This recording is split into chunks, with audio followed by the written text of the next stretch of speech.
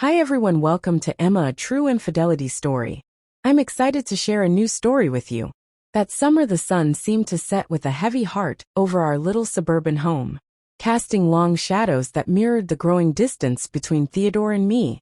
I remember the warmth of the evening, the tartness of the lemonade, and the soft thump of Cooper's tail against the porch. But beneath the surface something was amiss. Theodore's laughter, once as infectious as the summer breeze, had faded into a distant echo, his eyes now searching the horizon for answers I couldn't give as I reached for his hand, seeking the familiar comfort. I felt a chill instead of warmth. His voice, low and hesitant, broke the silence. "Emma, I've been thinking," and with those words, our seemingly perfect world began to unravel.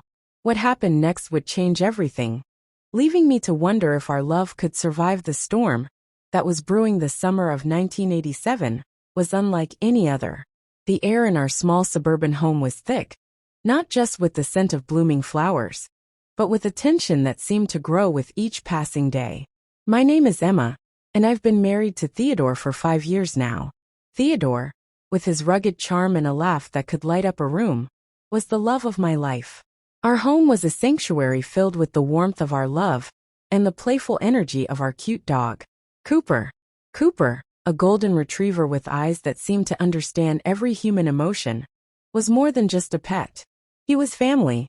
I remember the exact moment when the first crack appeared in our seemingly perfect life. It was a warm evening, the kind where the sun sets with a golden glow, casting long shadows across our backyard. Theodore and I were sitting on the porch sipping lemonade, the kind with just the right amount of tartness. Cooper was lying at our feet, his tail thumping softly against the wooden boards. Theodore had been quieter than usual, his eyes fixed on the horizon, as if searching for answers in the fading light. I reached out, my hand brushing against his, seeking the comfort of his touch. But instead of the warmth I expected, I felt a chill, a distance that hadn't been there before. "Emma," he started, his voice low, almost hesitant. "I've been thinking." His words hung in the air, heavy and foreboding. My heart skipped a beat, sensing the storm that was brewing. "We've been arguing a lot lately," he continued, his gaze now meeting mine. There was a sadness in his eyes, a reflection of the pain we both felt. "I feel like we're drifting apart." The words hit me like a physical blow.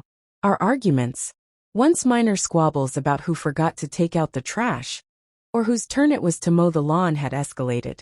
They were no longer about chores or petty grievances, but about deeper unspoken issues. I wanted to deny it, to tell him that we were just going through a rough patch, that the love we shared was strong enough to weather any storm.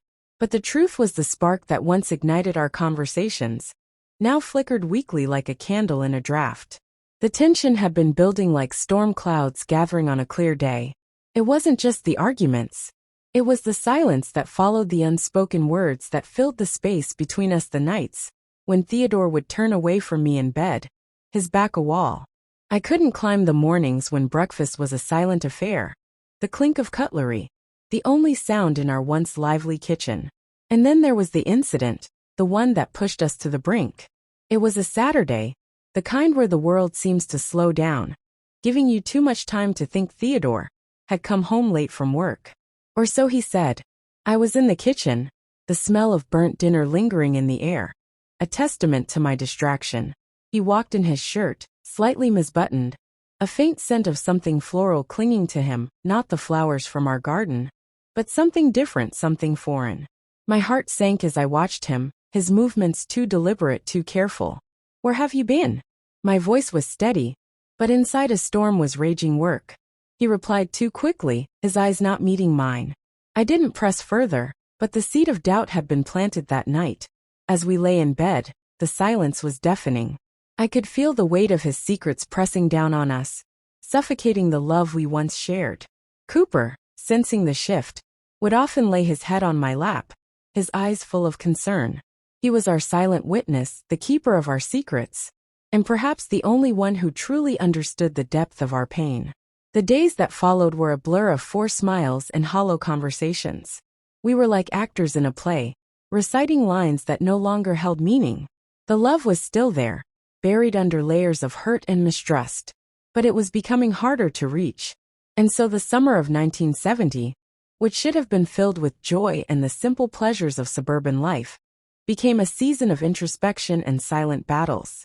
A time when the love that once seemed unbreakable was tested in ways we never imagined. The argument started over something trivial, the dishes left in the sink, a forgotten anniversary, or perhaps the way Theodore had been spending more time at work than at home. Words were exchanged heated and sharp, cutting through the silence of our once peaceful home.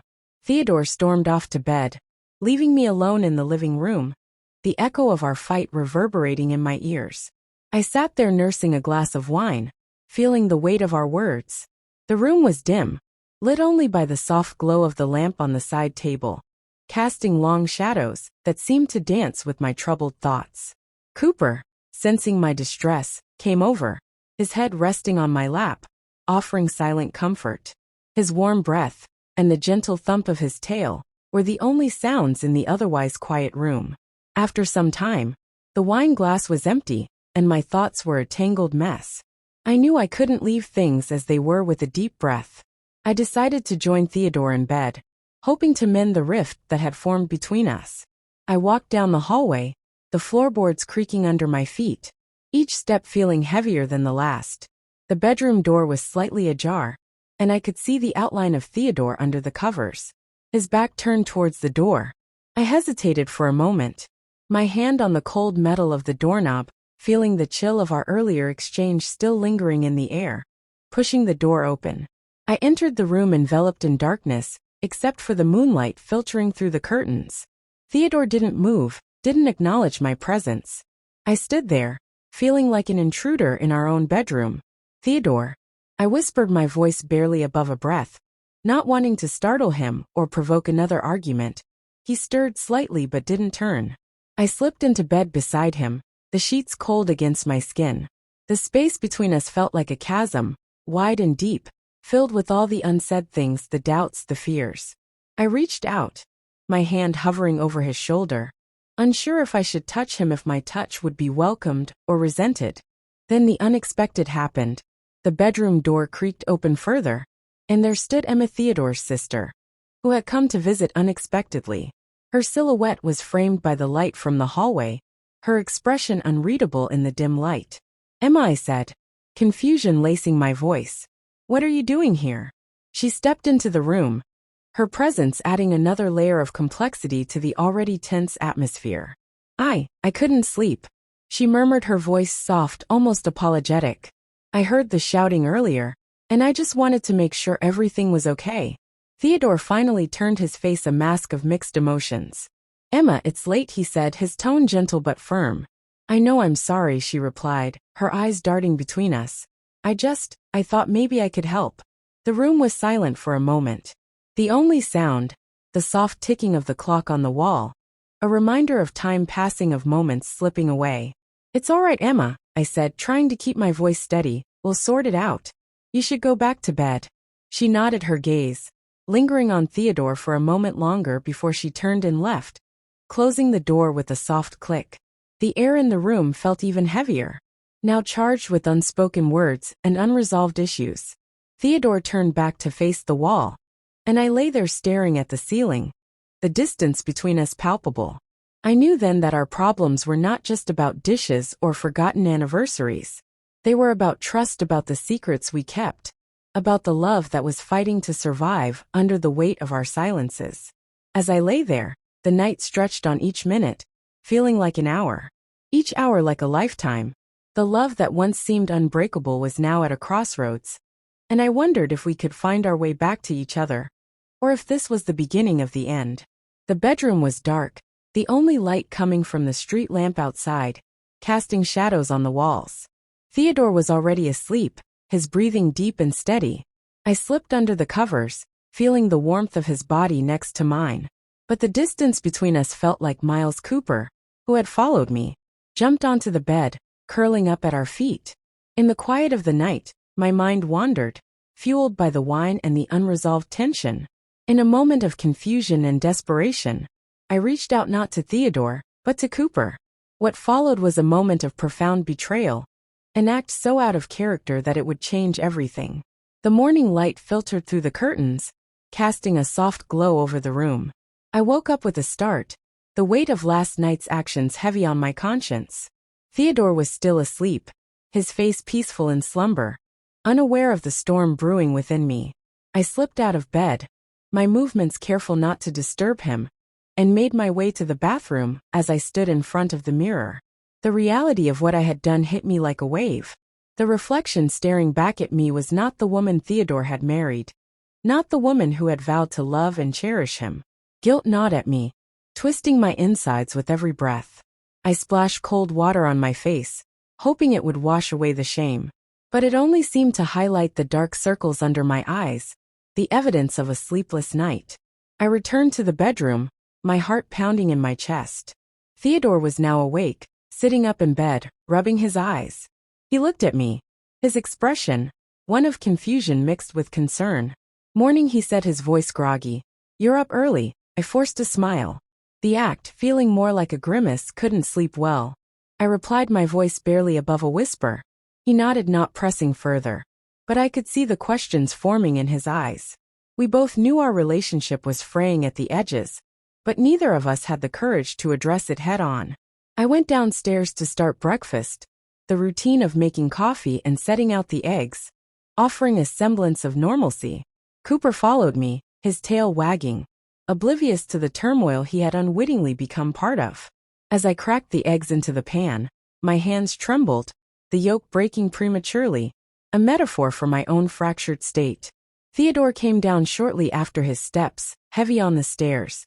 He entered the kitchen, and for a moment we just stood there, the sizzle of the eggs, the only sound between us. He moved to pour himself some coffee, and that's when he noticed something on the floor near the doorway. It was a small, delicate flower, the kind not found in our garden. His eyes narrowed and he picked it up, turning it over in his fingers. "Where did this come from?"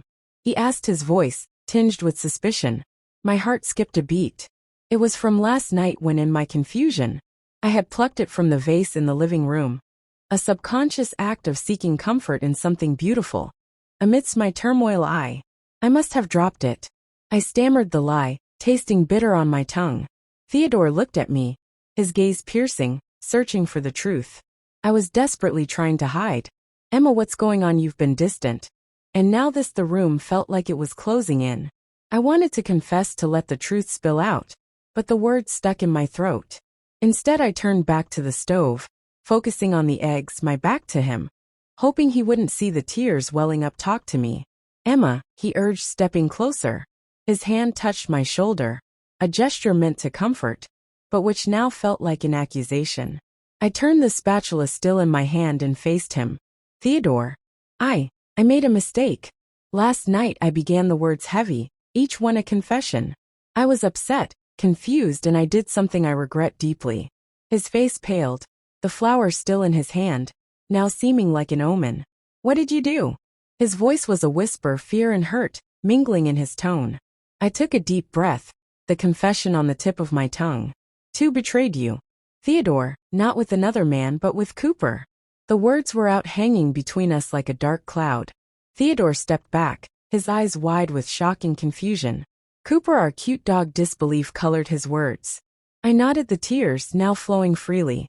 I was so lost, so desperate for some form of connection, and in my confusion, I reached out to him. "It was a moment of weakness, of profound betrayal to you. To us." The silence that followed was deafening. Theodore looked at Cooper, who sat there, his tail no longer wagging, as if he too understood the gravity of the moment. "I need some time," Theodore finally said, his voice hollow. He turned and walked out of the kitchen, leaving me with the weight of my confession and the cold reality of what I had done. I stood there, the eggs now burnt, the smell of smoke mixing with my tears. The flower lay on the counter, a stark reminder of the beauty I had tried to hold onto in the midst of my despair. The morning, which had started with the promise of a new day, now felt like the beginning of the end, the uncovering of a secret that might just unravel everything we had built together. The morning light filtered through the curtains, casting a soft glow over the room. Theodore stirred, his eyes fluttering open. He turned to me with a smile, perhaps hoping last night's argument was just a bad dream. But as he moved, he noticed something amiss. Cooper was not at his usual spot at the foot of the bed. Instead, he was closer, much closer than he should have been. Theodore's expression changed from confusion to realization, his eyes widening. As he pieced together the events of the night, he sat up, his voice a mix of disbelief and hurt. "Emma, what have you done?" I felt the weight of his gaze, the accusation in his tone. My heart pounded a drumbeat of guilt and fear. "Theodore, I don't know how to explain." I stammered, my voice breaking. He looked at Cooper, who now lay with his head on my pillow, his eyes reflecting a mix of confusion and loyalty. "You with Cooper?" His voice was barely a whisper, as if saying it louder would make it more real. Tears streamed down my face, the reality of my actions crashing over me like a tidal wave. "Yes, Theodore." I was so lost, so desperate for some form of connection. I didn't mean for it to happen. It was a moment of weakness, of profound betrayal to you, to us. Theodore stood up, his movement stiff, as if he was trying to distance himself from the bed, from me, from the truth I need. "Some time," he said, his voice hollow. He walked out of the bedroom, his steps echoing down the hallway, each one a hammer to my already shattered heart. I lay there, the bed suddenly feeling too large, too empty. Cooper whimpered softly, sensing the shift in the atmosphere. I reached out to him, my hand trembling, but I couldn't bring myself to touch him. The act felt tainted, now a symbol of my betrayal. The silence in the room was suffocating. I could hear the distant sound of Theodore moving around downstairs, the clink of a coffee mug, the rustle of the newspaper, normal sounds. In an abnormal morning, I got up, my legs weak, and followed the path Theodore had taken. The kitchen was filled with the aroma of coffee, a stark contrast to the turmoil inside me. Theodore was sitting at the table, his back to me, his shoulders tense. "Theodore." I started, my voice barely audible. "Please, let's talk about this." He didn't turn, but his voice was firm. "What is there to talk about?" "Emma, you've crossed a line. I never thought possible, I know." I whispered, the words tasting like ash. "I'm so sorry. I was not in my right mind. The arguments, the distance between us, it all got to me." He finally turned, his eyes red, his face a mask of pain. "It's not just about last night, Emma, it's about everything. The trust, the respect, the love. Where did it all go?" I sat down opposite him, the table between us feeling like a chasm. "I don't know, Theodore. I've been so caught up in my own pain, my own fears. I let it blind me to what really matters." He looked at me, really looked as if searching for the woman he married. "I need to understand why. Emma, why did you turn to Cooper?" I took a deep breath, the confession heavy on my tongue. It was a moment of desperation. "Theodore, I felt so alone, so unloved. I reached out for comfort, for something familiar. And in that moment, Cooper was there. It was wrong, so wrong, but it was not about him. It was about us, about what we've lost." Theodore's expression softened slightly, the hurt still there, but mixed with a hint of understanding. "We've both been lost, Emma. Maybe we've been looking in the wrong places for what we need." The room was silent again. The only sound, the soft ticking of the kitchen clock, a reminder of time moving forward, of moments we could never get back. "I want to fix this, Theodore," I said, my voice firm with resolve. "I want to find our way back to each other, if you'll let me." He sighed, a long, weary sound. "I don't know if I can marry, not right now. I need space to think, to process all of this." I nodded, understanding his need for solitude. "Take all the time you need. I'll be here working on myself, on us, hoping you'll come back." He stood up, his coffee cup still half full. "I'm going for a walk. I need to clear my head." As he walked out, I watched him, the man I loved now a silhouette against the morning light. The door closed softly behind him, and I was left with the remnants of our breakfast, the burned eggs, and the cold reality of what I had done. Cooper came over his head, nudging my hand, seeking forgiveness, or perhaps offering it. I stroked his fur, feeling the warmth of his loyalty, a stark contrast to the coldness I had brought into our home. The days stretched ahead, filled with uncertainty and the daunting task of rebuilding trust. But as I sat there, the morning light casting long shadows across the kitchen floor, I knew that this was just the beginning of a long journey. A journey to find forgiveness, to heal, and perhaps to love again. The room felt like it was closing in, as Theodore's question hung in the air. I tried to explain, to justify my actions, but the words felt hollow. Theodore's face was a mask of betrayal, his eyes cold and distant. He got out of bed, his movements mechanical, as if he was trying to distance himself from the reality unfolding before him. I just can't. He muttered, his voice breaking. He grabbed some clothes, his car keys, and left the room, the door slamming behind him, echoing through the house. The silence that followed was deafening. I stood there, the weight of my confession still heavy on my chest, feeling the chasm between us widen with every passing second. Cooper, sensing the tension, whimpered softly at my feet, his tail no longer wagging. I walked to the window watching Theodore get into his car, his movements sharp, almost angry. The engine roared to life and he drove off, leaving behind a cloud of dust and my heart in pieces. Turning back to the room, I felt the emptiness envelop me. The bed was still warm from where he had lain, a stark contrast to the coldness I felt inside. I sat on the edge, my mind racing with the implications of what I had done. Would this be the end of Emma and Theodore's marriage? I couldn't let it be. The love we had, despite the recent storms, was too precious to let go without a fight. I knew I had to act, to do something to salvage what was left of us. I dressed quickly, my resolve hardening with each piece of clothing. I needed to find Theodore, to talk to him, to make him understand that my actions were born out of confusion, not malice. Outside, the air was crisp, the morning sun casting long shadows across our lawn. Cooper followed me, his presence a silent plea for reconciliation. I walked down the street, my steps quickening as I approached the park where Theodore often went to clear his head. There he was, sitting on our usual bench, his back to me, staring out at the pond where we had once fed the ducks together, laughing at their antics. I approached slowly, the crunch of the gravel under my feet announcing my presence. Theodore, I called out softly, my voice trembling with emotion. He turned, his face a mixture of pain and confusion. Emma, I don't know what to say. I sat beside him, the bench cold against my skin. I know I've hurt you deeply. I'm not here to excuse what I did, but to explain, to try and make amends. He looked at me, his eyes searching mine for sincerity. Explain then, Emma, make me understand. I took a deep breath, the words heavy. Last night I was overwhelmed by our arguments, by the distance between us. I felt alone, unloved, and in a moment of weakness I sought comfort in the wrong place. It was never about Cooper. It was about us, about what we've lost. Theodore listened, his expression softening slightly. I felt it too. Emma, the drift, the silence. But this is beyond anything I could have imagined. I know, I whispered, tears welling up again. And I'm so sorry. I want to fix this. Theodore, I want to rebuild what we had, to find our way back to each other. He sighed, a long, weary sound. I need time, Emma, time to think, to process all of this. I'm not saying it's over, but I need space. I nodded, understanding his need for solitude. Take all the time you need. I'll be here working on myself, on us, hoping you'll come back. He stood up, his gaze lingering on the pond. I'm going for a walk alone. As he walked away, I watched him, the man I loved, now a silhouette against the morning light. The park, once a place of joy, now felt like a battleground for our future.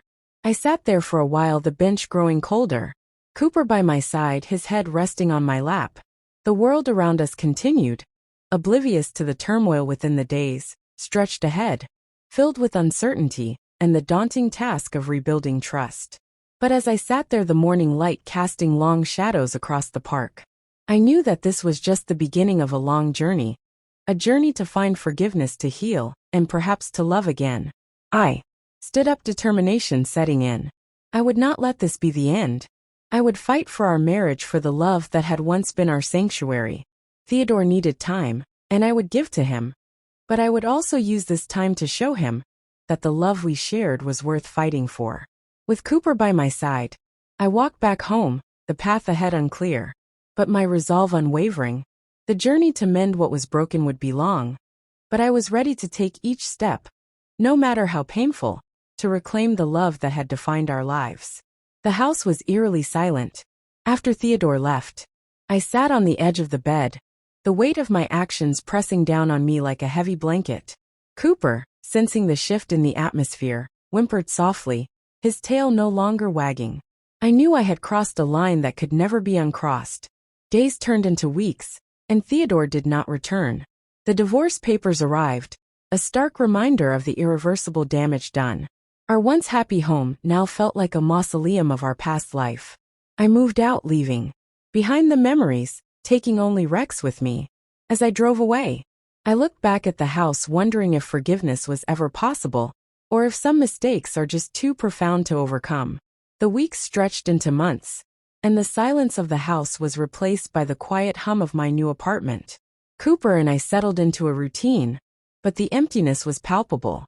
I spent my days in therapy trying to understand my actions, seeking a path to redemption.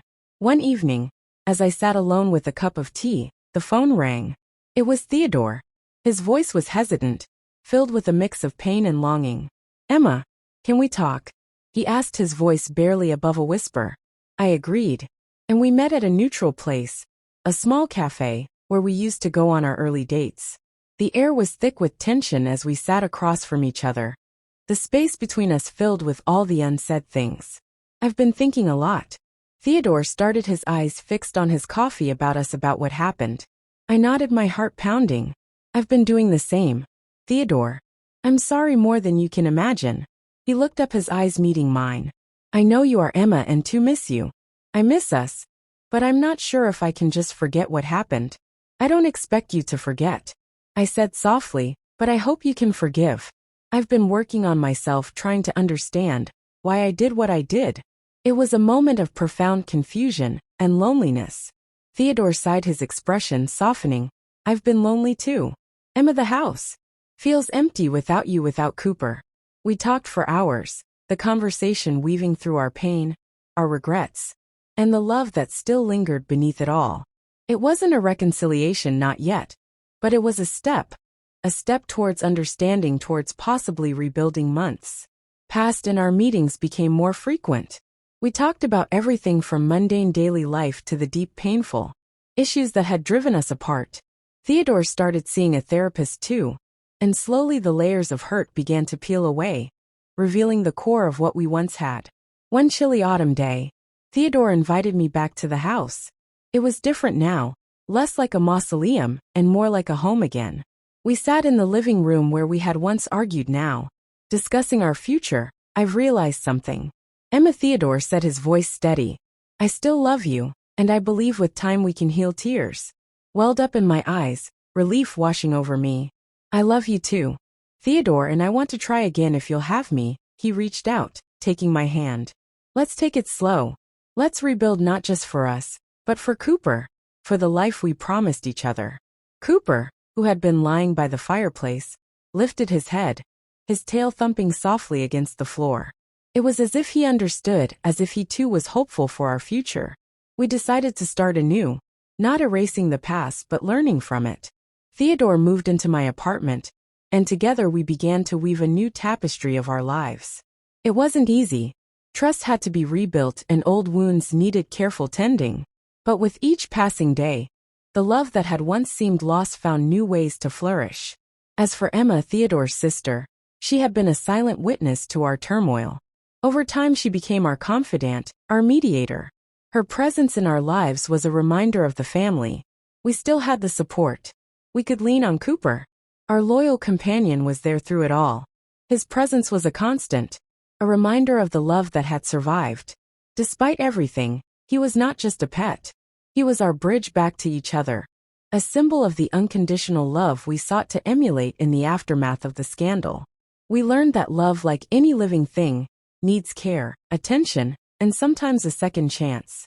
Our journey was not about forgetting the past, but about growing from it, about understanding that even the deepest wounds can heal if both hearts are willing. And so, with Cooper by our side, Theodore and I embarked on a new chapter, one where forgiveness was not just a word, but a lived experience, where love was not just felt but actively chosen. Every day, the road ahead was uncertain, but for the first time in a long while, it was a road we were walking together. If you feel that this story is meaningful and brings useful lessons, please like and subscribe to the channel to support me. Thanks.